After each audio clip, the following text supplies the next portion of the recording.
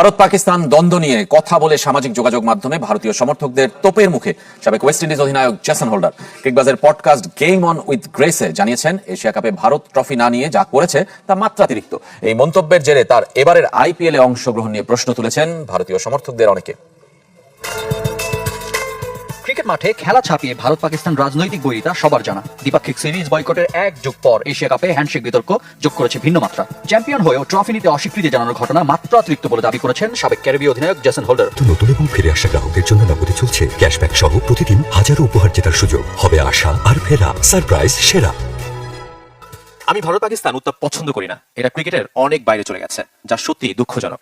ভারতের Asia cup trophy না নেওয়া ছিল মাত্রাতিরিক্ত, এমন কিছু আমাদের খেলার সাথে মানায় না। বিতর্ক উস্কে দেওয়া নয়, ক্রিকেটারদের লক্ষ্য হওয়া উচিত আরো মহৎ।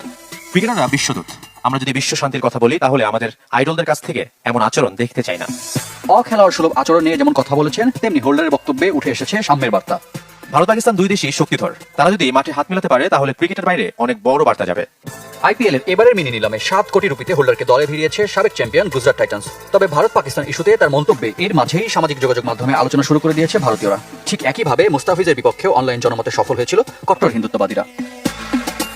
রিফাত হোসেন, চ্যানেল 24।